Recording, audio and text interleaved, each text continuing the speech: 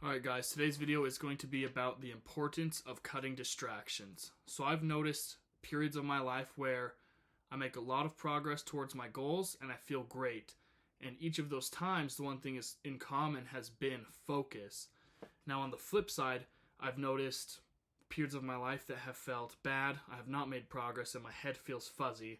I'm just like out of it. It's like sluggish. And in those periods of my life lack focus and they are very cluttered. So with that, let's get into it. So my main goal with this video is to bring your awareness to the power of focus and to the power of decluttering everything around you. So maybe that's a clean room, maybe that is less going on your phone, maybe that is taking some things off your plate that aren't really serving you.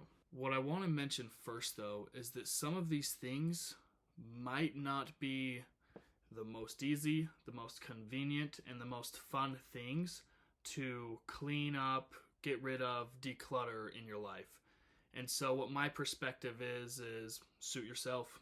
I'm going to give you the information, and if you choose not to use it or listen to it, that's your choice. And honestly, all of the information for everything is out there now with the internet, and the only reason anybody is not where they want to be is completely because of them.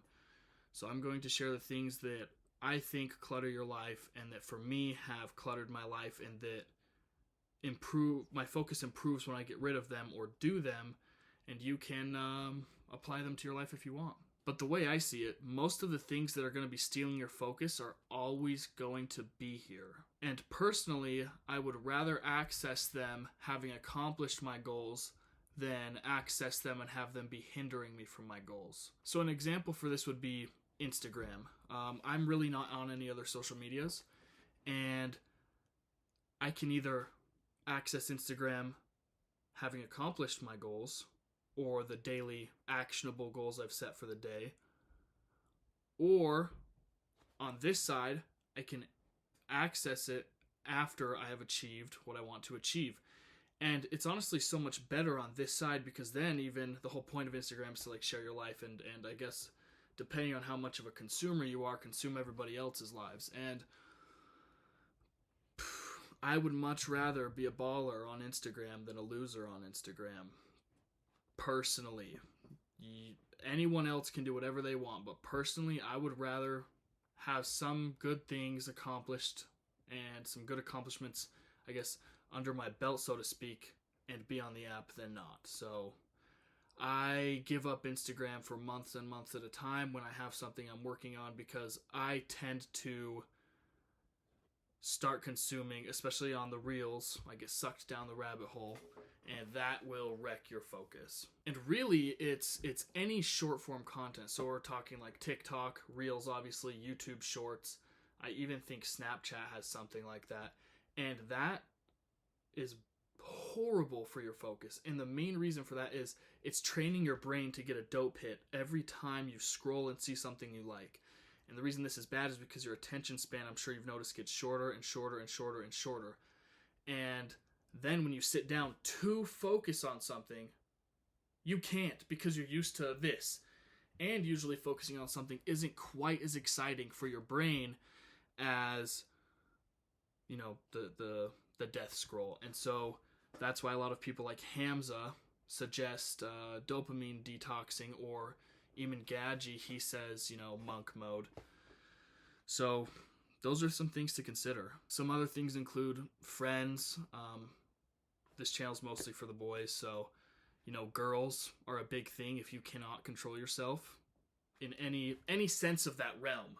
Honestly, if you cannot control yourself, you need to learn. You need to learn how to focus.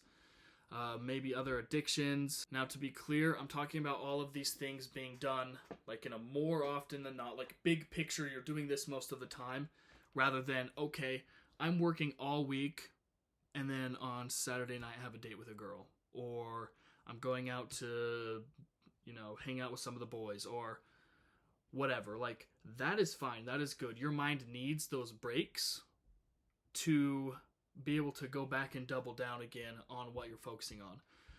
But if you are on social media, honestly, more than half hour a day, because even to create content, you probably don't even need a half hour, especially if you're outsourcing it. If you're going out with girls all the time, that's cool, especially I guess if you make content about picking up girls, like it's gonna give you some more stuff to talk about, but then you may not be creating the content all the time.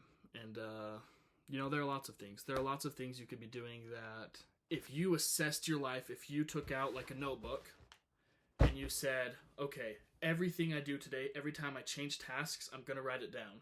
Every time I even think about something, although that would be very hard because we have a lot of thoughts, but every time I change something, I'm going to write it down.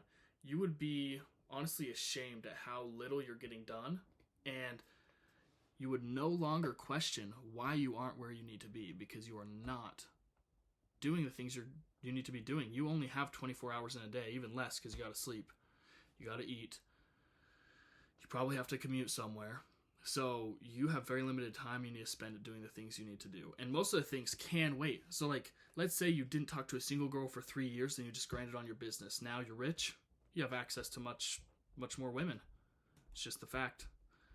Or even if you just do like a Saturday night date. And then also that leaves, this isn't a video about girls, but like that leaves them thinking, okay, he's productive. That is a guy I want to spend time around because he's got his stuff together, especially if you're a nice guy. So now I'm going to get into some of the things that help me improve my focus, such as me getting into making content every day again, me getting into, I'm hopping back into sales, probably for the summer. And some of the things that I do include deleting all social medias. For you, this may not work if you're a content creator, but what I suggest is every time you notice you're consuming, get off. If you need to consume for ideas, like say you want to see some shorts ideas on Instagram, set a 15-minute time limit. Every time you see one you like, save it to a folder, because this is what I do actually. Set a 15-minute time limit. Every time you see something you like, save it to a folder. When the 15 minutes is up, you're done consuming. Next 45 minutes, you're going to create. That way, you're doing it in a semi-productive way. If you're addicted to it, I guess you can wean yourself off shorts that way, I guess. And then when the whole hour is done, okay, I consumed. I don't have an excuse for not having any creative ideas because I consumed everybody else's. I created for 45 minutes. Now I'm off the app. And the next day, if I have messages I want to answer, I sacrifice some of the time. It's up to you. This is just an idea. Another thing that helps me is I write a timetable. So actually, I have some reminders there, and you won't be able to read this really, but that is my timetable right on my phone. And that helps me stay in line. I know Hamza did that, and I've done that in other points in my life, especially when I was doing the Live Hard Challenge by Andy Frisella. Like 75 hard, phase 1, phase 2, and phase 3. I basically lived on a timetable. At this time I eat, at this time I work out, at this time I work, at this time I meditate, at this time I journal, at this time I read. And that way, if all you have to do, it takes all of the thinking out of it. You just say, okay, it's 3 o'clock, okay, it's time for my run. And you just do it. At the end of 30 days, 75 days, 365 days, you are, however much closer to your goal. Now, this is something I did a couple years ago, actually, just because I didn't like it, and I turned off all of the notifications on my phone. I only get notifications for some of my investment accounts, for apps that I use for working, whatever that is at the time, and I get phone calls. Although they don't ring, they only vibrate. You don't necessarily have to do this. You could just turn on Do Not Disturb for the times of day that you want to be working, but I don't need all of the notifications all the time. Like every time your phone lights up, boom, your attention, your focus is going straight to it. Like Eamon Gadji said, he goes on airplane mode. That's how he started making a lot of his money, is because he just turned off his phone completely, just worked on his computer, and that's like when he was in his teens and starting to make, hundreds of thousands.